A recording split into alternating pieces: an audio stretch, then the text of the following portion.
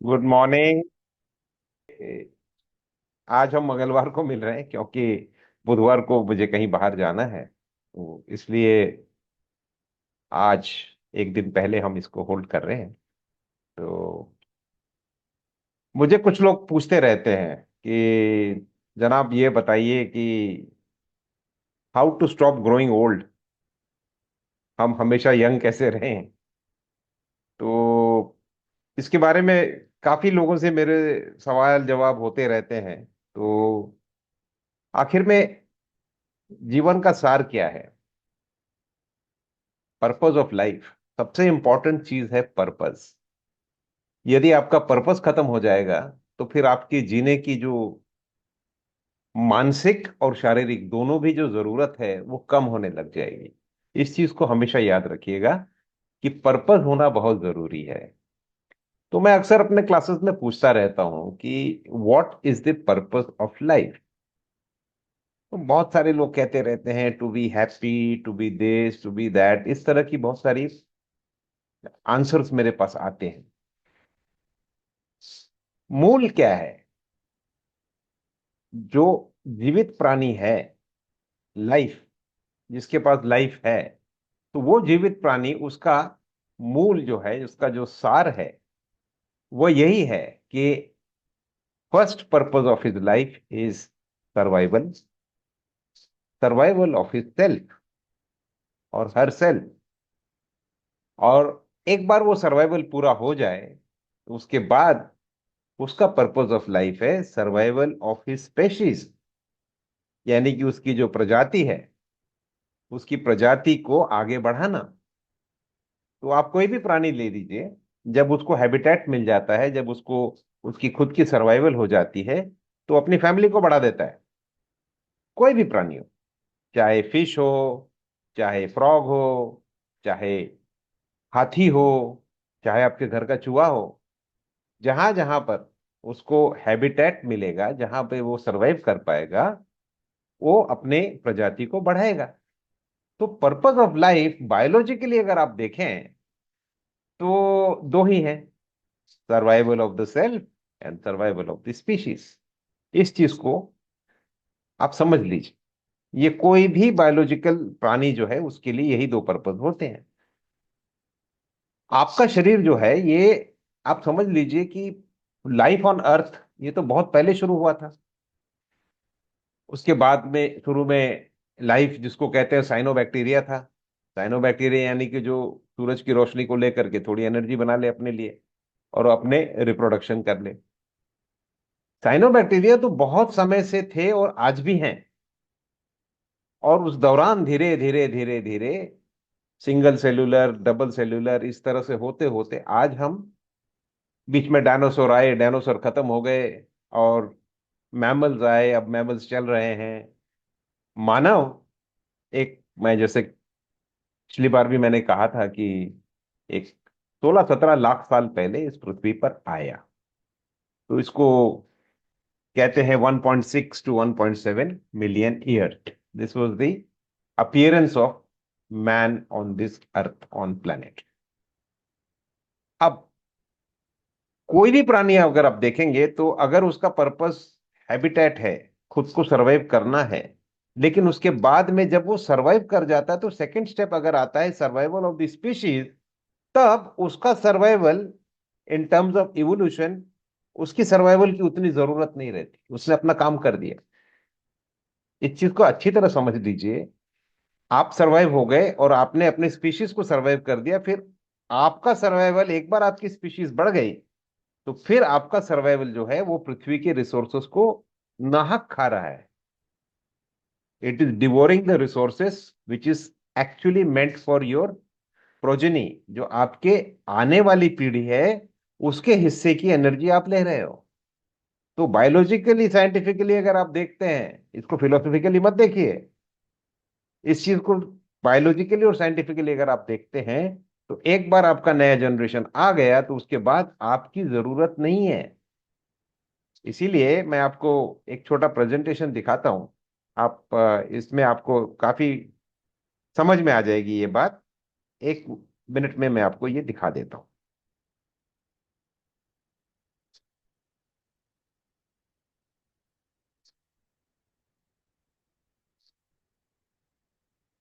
ये देखिए आप, तस्वीर है, इसको कहते हैं ब्लैक विडो स्पाइडर। ये, इसमें जो फीमेल है ये है इस तरफ पे, और ये मेल है। ब्लैक विडो स्पाइडर, बड़ा अजीब सा नाम है, विडो मतलब जिसका पति मर गया है। और इसके बाद एक आपको दूसरी तस्वीर मैं अब दिखाता हूं। ये है प्रेइंग मैंटिस। ये दो, आप कहेंगे सुबह सुबह आप कहाँ कीड़े वीड़े दिखा रहे हैं आप मेरे को, लेकिन आप इस चीज को समझिए। ये है ब्लैक विडो स्पाइडर और ये है प्रेइंग मैंटिस। अब ये तस्वीर मैं आपको क्यों दिखा रहा हूं? इन दोनों प्राणियों में एक खासियत है, शायद दूसरों में भी होगी, लेकिन मैं अभी इन्हीं के बारे में बता रहा हूं। कि जब मेल और फीमेल की मीटिंग होती है और फीमेल के अंदर एग फर्टिलाइज हो जाते हैं, उसके बाद ब्लैक विडो स्पाइडर जो मेल है, उसका मेल पार्टनर है, उसको खा जाती है। जी, ब्लैक विडो स्पाइडर फीमेल जो है वो मेल को खा जाती है after the eggs have been fertilised. उसी तरह से प्रेइंग मैंटिस जो मैंने आपको दिखाया, इसमें भी यही होता है कि जब मेल और फीमेल की मेटिंग होती है, उसके बाद में जब वो फीमेल की एग्स फर्टिलाइज हो जाते हैं, तो मीटिंग के बाद में प्रेइंग मैंटिस की जो मादा है, जो फीमेल है, वो मेल को खा जाती, उसकी सर को ही खा जाती। अब आप सोचेंगे ये कैसी अजीब अजीब बातें बता रहे हैं सुबह सुबह। इसके पीछे कारण देखिए क्या है। इसके पीछे कारण क्या है? ब्लैक विडो स्पाइडर का मेल, उसका फंक्शन था सिर्फ उस एग को फर्टिलाइज करना, उसके बाद में उसका जिंदा रहने का कोई पर्पस नहीं है। तो वो एक्चुअली अपने आप को वो डोनेट कर देता है कि ये मेरे अंदर का जो प्रोटीन है ये भी तुम खा लो, ताकि हमारे आने वाली जनरेशन, हमारे बच्चे ये आगे ठीक से बढ़ जाएं। प्रेइंग मैंटिस भी वही करता है। एक्चुअली वो अपने जीवन को सेक्रीफाइस कर देता है कि आने वाली जो नस्ल है उसको पूरी तरह से, उसका जो पोषण है, उसका जो ग्रोथ है, उसकी जो संगोपान जिसको कहते हैं, वो सब जो है वो अच्छी तरह चलता रहे। तो ये दोनों चीजें, एक चीज हमें नेचर की समझाती हैं कि once your purpose is over, you are only devouring the resources. यदि आपका पर्पस खत्म हो गया, फिर आपको जिंदा रहने के लिए नेचर अलाउ नहीं करता है। हम, हमारे पास में बुद्धि है, हम इन चीजों को समझते हैं, हमारे पास प्री फ्रंटल लोब है, तो हम इमेजिन कर सकते हैं, हम उसको डिस्कस कर सकते हैं, जैसे मैं आपसे अभी बात कर रहा हूं। तो बायोलॉजी जो है, जो एनवायरनमेंट है, जो आपका इकोलॉजी है, जो आपका, जो जो आपकी जो इवोल्यूशन है, ये सारी चीजें जो हैं, ये एक तरफ लेके जाती हैं कि नेचर के हिसाब से आपको अब, आपका काम खत्म, thank you, you can exit, you can go. ये उसका बड़ा कड़क नियम है। लेकिन हम तो ह्यूमंस हैं, हम तो सोचते हैं, हम सोच सकते हैं, तो हम अपने जिंदगी को बढ़ाते हैं। नेचर तो कह देती है, पहले देखिए एवरेज एज जो था इंसानों का बहुत कम था, 35-40 की एज में लोग चले जाते थे। जब बच्चे बड़े हो गए तो एक बार वो अपने जिंदगी संभालने लग गए, तो फिर आप देखिएगा नेचर में ह्यूमन बींग्स की एवरेज एज कम थी। हमने साइंस को, डिस्कवरी, इन्वेंशन, साइंस को इस्तेमाल करके हमने अपनी जिंदगी को बढ़ा दिया है। आवर लाइफ हैज, हमारी लाइफ स्पैन बढ़ गई है। अब अमूमन देखते हैं कि लोग 80-90 तो आराम से निकाल लेते हैं, कोई लोग 100 के पार भी चले जाते हैं। तो मेडिसिन हैं, पहले जो बीमारियों में 35-40 में लोग चले जाते थे, आजकल हम दवाइयां हैं, हम बहुत सारी हमारी एडवाइजेस हैं, रिसर्च है, कौन सा न्यूट्रिशन लेना है, किस तरह से अपने आप को संभालना है, ये सारी चीजें उसमें होती हैं। तो ये नेचर का नियम एक, मानव ने उसको थोड़ा सा इम्प्रूव कर दिया है कि हम क्यों मरे भाई। तो जीवन जीना तो हर एक की इच्छा होती है, तो पर्पस हो या नहीं हो, बट अगर आपके पास में पर्पस है, तो फिर ये जो आपको रेजिस्टेंस जो नेचर से आता है वो कम हो जाएगा। ये मेरा कहना है। तो वो कैसे है, वो थोड़ा सा मैं आपको ठीक से समझाता हूं। तो अभी आप सर्वाइवल ऑफ द सेल्फ की तो बात हमने कर ली। पृथ्वी पर है लिमिटेड रिसोर्सेस। उन रिसोर्सेस की जरूरत जो है, ये आपके आने वाली नस्लों के लिए उसकी जरूरत है। हम ही सब खा जाएंगे तो फिर कुछ बचेगा ही नहीं, तो आगे नेचर जो कहती है कि भाई आपका आपका काम हो गया तो फिर आप निकलिए। तो बिकॉज रिसोर्सेज आर लिमिटेड, अब हम आगे देखते हैं बूढ़ा होना। अब हम क्या है कि लोग कहते रहते हैं कि साहब मैं थोड़ी उम्र ज्यादा हो रही है और अब I am no more so young. तो क्या हो रहा है कि आपकी यंग एज में आपको आपके बच्चों का संभालना है। एक बार बच्चे बड़े हो गए और उनको अपना अपना उनको राह मिल गई, उसके बाद में टेक्निकली आपकी जरूरत नहीं है, लेकिन आपको जिंदा तो रहना है ना। तो आप नेचर से लड़िए मत, आप पर्पस क्रिएट करिए। आप पर्पस क्रिएट पर्पस क्रिएट करने के लिए बहुत जरूरी है कि आप देखिए, एक माइंड में एक चीज समझ लीजिए अच्छी तरह से। आने वाले नस्ल मेरा जिंदा रहना जरूरी है, ये मैसेज आपको अपने आप को देना है। क्योंकि आपका सबकॉन्शियस माइंड भी नेचर का ही पार्ट है, ये मत भूलिएगा। वो अपनी ड्यूटी जो उसकी प्रोग्राम में दिया हुआ है कि भाई इस उम्र के बाद, ये होने के बाद बेसिकली इस तरह की रिक्वायरमेंट्स या फिर बाहर जाने का टाइम, ये सारी चीजें वो समझ सकता है। तो आपको उसको कंसिस्टेंटली ये क्रिएट करना है कि मेरी जिंदगी जिंदा रहने से एक एक पर्पस है, मैं आने वाली नस्ल के लिए बहुत जरूरी हूं। तो कुछ लोग कहते हैं अरे भाई बच्चे सेटल हो गए, शादी हो गई, ये हो गया वो हो गया, अब तो सब कुछ खत्म, अब तो मैं रिलैक्स करूंगा, आई एम नाउ रिटायर्ड। वो एक्चुअली बहुत गलत सिग्नल दे रहे हैं। वो अंदर क्या सिग्नल दे रहे हैं कि अब मेरी जरूरत नहीं रही है, मेरा सारा काम हो गया है। तो फिर भाई आप क्यों रिसोर्सेज को डिवोर कर रहे हो, आप क्यों रिसोर्सेज को कंज्यूम कर रहे हो। तो नेचर कहेगा जाने का टाइम आ गया, जाइए। तो इस चीज को आप अच्छी तरह समझ लीजिए कि जो इंसान आने वाली नस्लों को बढ़ाने के लिए, उनकी सर्वाइवल के लिए जरूरी है उसका जीवित रहना, वो काफी दिन तक अच्छी तरह से जीवित रह सकता है। तरीके तो बहुत सारे हैं, ऐसा नहीं है, but other things being equal, if you have a purpose which is towards the protection and preservation of the next generation or development of the next generation, आप देखिए, you will always, your body, your subconscious mind will keep you in a state where you feel young and energetic. ये ये mental side है। Physical side तो बहुत सारी होती हैं, बट ये मेंटल साइड। फिजिकल साइड भी बताऊंगा। इस चीज को याद रखिए। देखिए, जो आप अमूमन देखिएगा, जो बच्चों को जो टीचर्स पढ़ाते हैं वो काफी चुस्त रहते हैं, because they have a purpose कि भाई छोटे बच्चों को मैं सिखा रहा हूं, मैं सिखा रहा हूं क्योंकि ये आगे बढ़े, तो मेरी जरूरत है नेक्स्ट जनरेशन के सेफ्टी के लिए, सिक्योरिटी के लिए, ग्रोथ के लिए, डेवलपमेंट के लिए, एग्जिस्टेंस के लिए।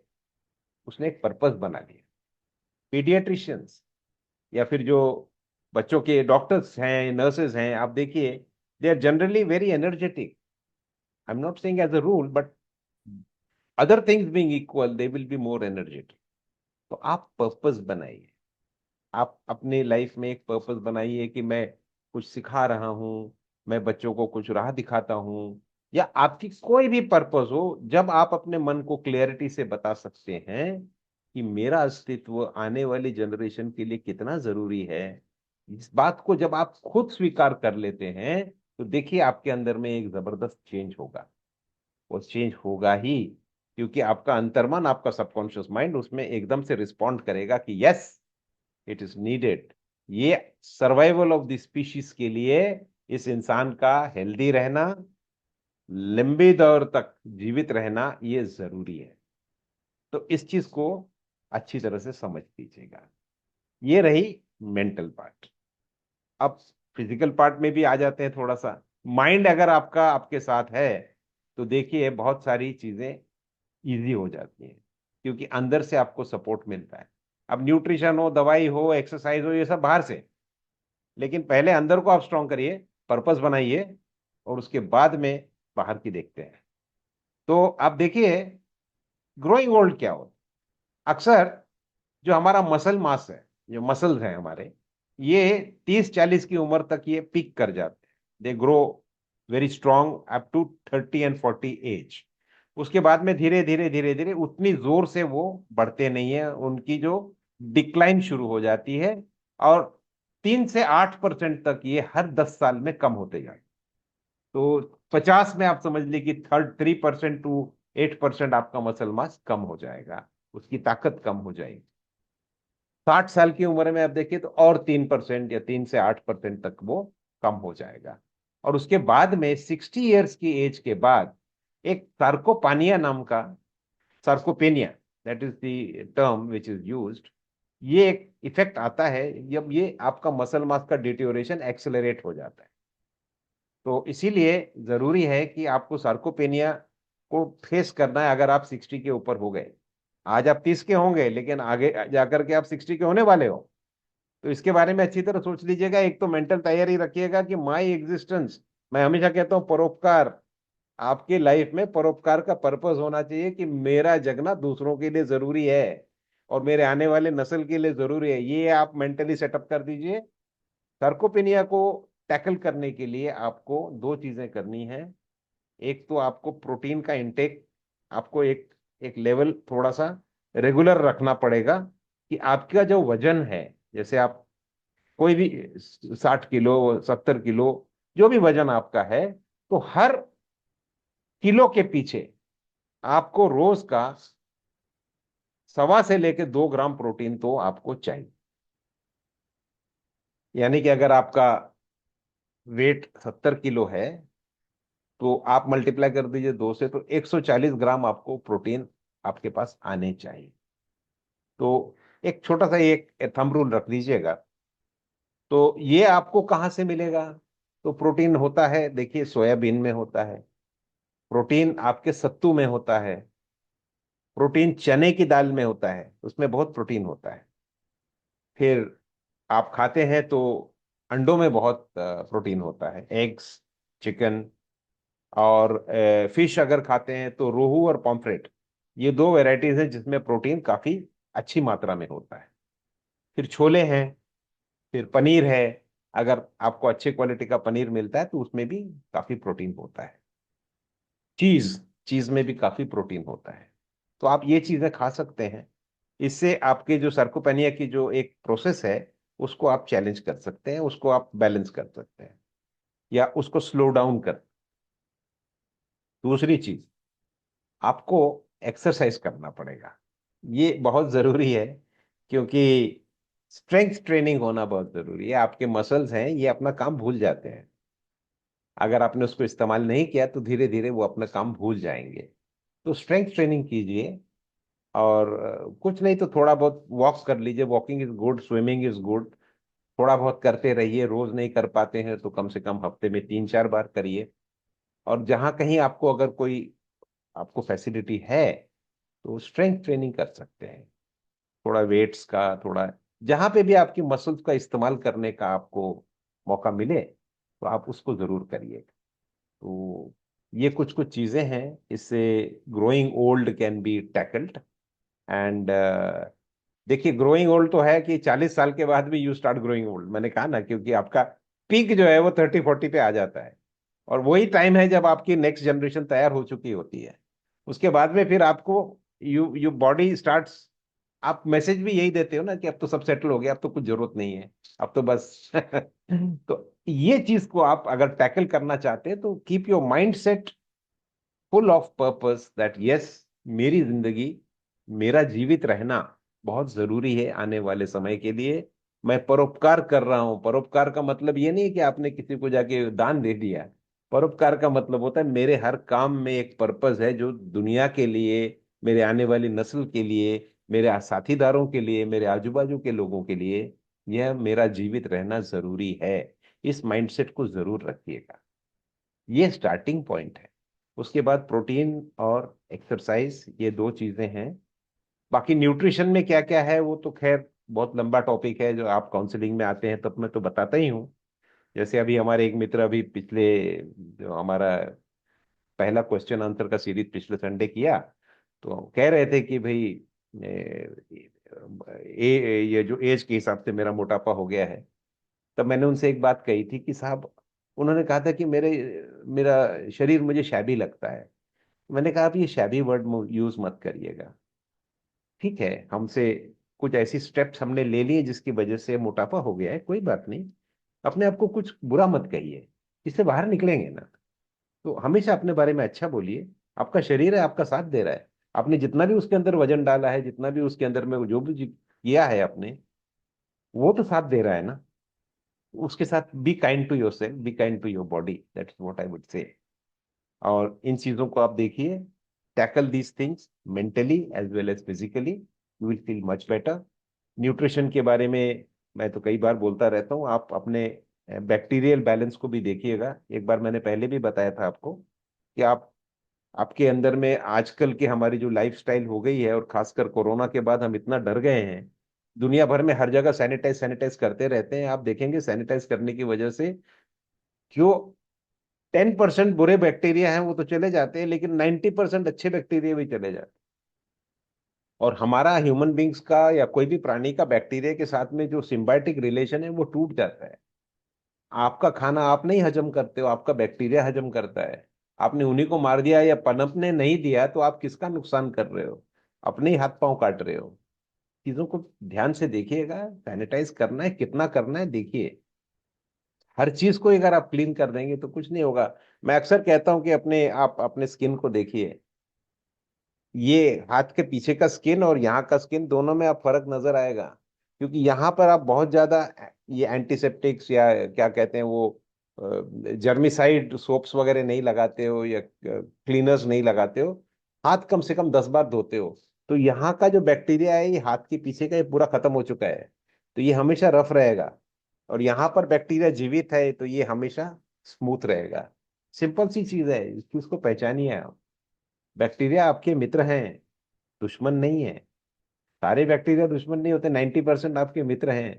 तो उनके साथ जगना सीखिए। और यदि आपको ऐसा लगता है तो बैक्टीरिया के बढ़ाने के बहुत तरीके होते हैं, प्रोबायोटिक्स होते हैं, प्रीबायोटिक्स होते हैं, वो खैर उसका अलग ही एक साइंस है।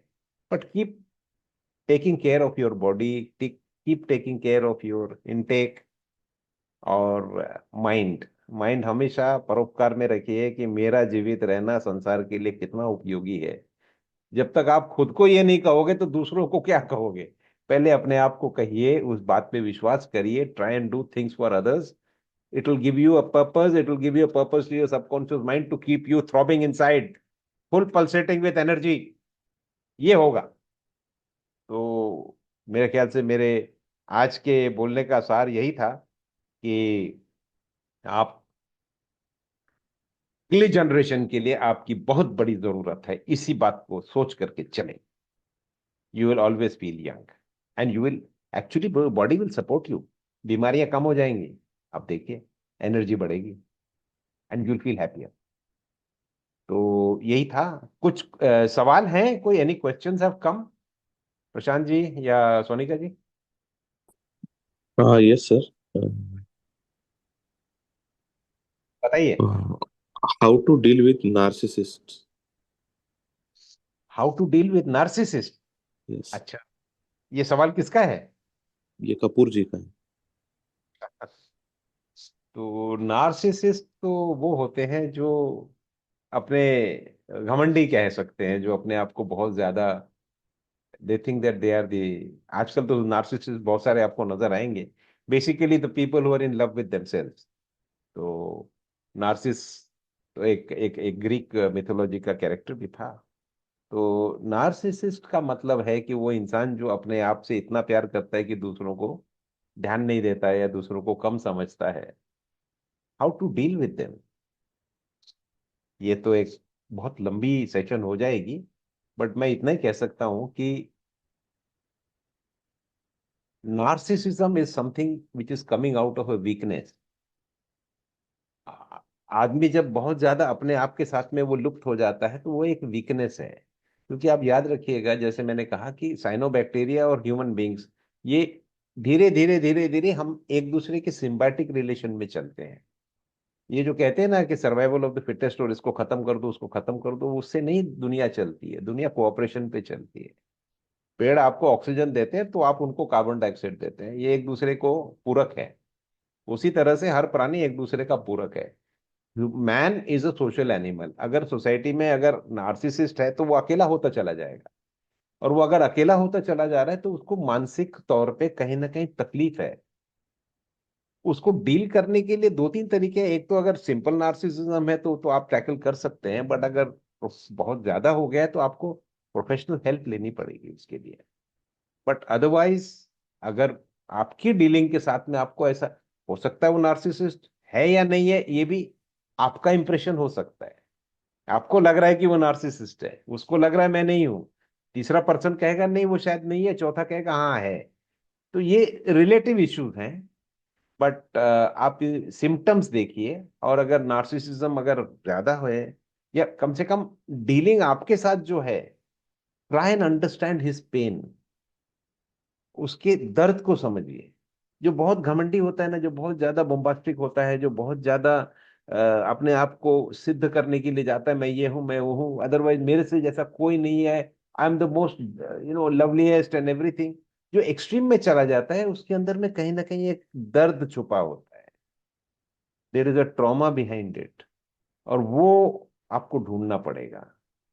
थोड़ा सा उसके साथ बैठेंगे, थोड़ी बात करेंगे। बट अगर आप उसको नार्सिसिस्ट समझ करके टैकल करने जाओगे तो ये तो युद्ध वाली बात हो जाएगी। आपको ये टैकल करना पड़ेगा कि ये आप क्यों उसको टैकल करना चाहते हो, इंप्रूव करना चाहते हो, क्योंकि आप चाहते हो वो अच्छा रहे, आपसे अच्छी तरह मैत्रीपूर्ण व्यवहार करे। तो फिर आपको एक अपना स्टैंड बताना पड़ेगा कि मैं इसको इंप्रूव करना चाहता हूं, मैं चाहता हूं ये मेरे साथ ठीक रहे, ये अच्छा हो जाए। तो ये जो इशू है इसके लिए आपको समझना पड़ेगा बहुत आपको। इसको कहते हैं संवेदना, कंपैशन। तो I can only say in this very short time, because ये कोई शॉर्टकट आंसर तो नहीं है नार्सिसिज्म के लिए। मैं हो सकता है कि आपसे कभी लंबी बात कर लूं। You can always come for counselling, you can come to me, I will tell you all this thing. हमारे आधे आधे घंटे में लंबी लंबी बातें होंगी, तब हम मैं आपको जरूर उसके सॉल्यूशन बताऊंगा। बट सादा सुदा सॉल्यूशन मैं ये बता सकता हूँ कि अपने अंदर कंपैशन रखिए, संवेदना रखिए। उसको क्या तकलीफ हो रही है उसको जानने की कोशिश कीजिए। यदि आप उस पर उंगली रख दें, आपको समझ में आ गया, he will start responding to you. उसके दर्द को पहचानिए। और वो संवेदना, वेदना और संवेदना, यानी कि तुम्हारे दर्द को मैं समझता हूं, मैं महसूस कर रहा हूं। जिस वक्त आपका वहां पर वाइब्रेशन होना शुरू हो जाएगा, आप देखेंगे कि वो धीरे धीरे आपकी तरफ, उसकी जो नार्सिसिज्म है वो मेल्ट हो जाएगी। I am not trying to oversimplify it, but this is something which you can start trying. बाकी अगर ज्यादा कुछ सीरियस मैटर है या आपको लगता है कि इससे नहीं होगा, मैं अवेलेबल हूँ, मुझसे आप मिल सकते हैं, ऑनलाइन काउंसलिंग कर सकते हैं। I am always available. और कोई प्रश्न है? आ,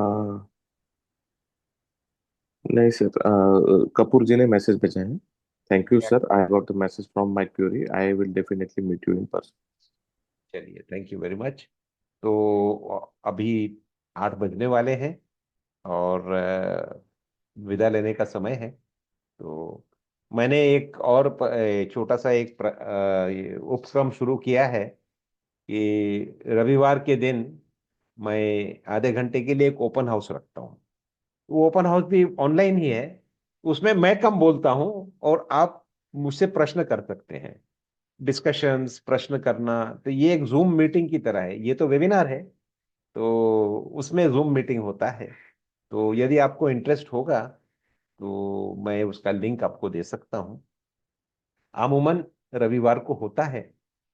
अ, इस रविवार को नहीं होगा क्योंकि मैं ट्रैवल कर रहा हूँ, बट आपको मैं सूचित करता रहूँ। तो आज के लिए बस इतना ही। आप आए, बहुत अच्छा लगा। धन्यवाद।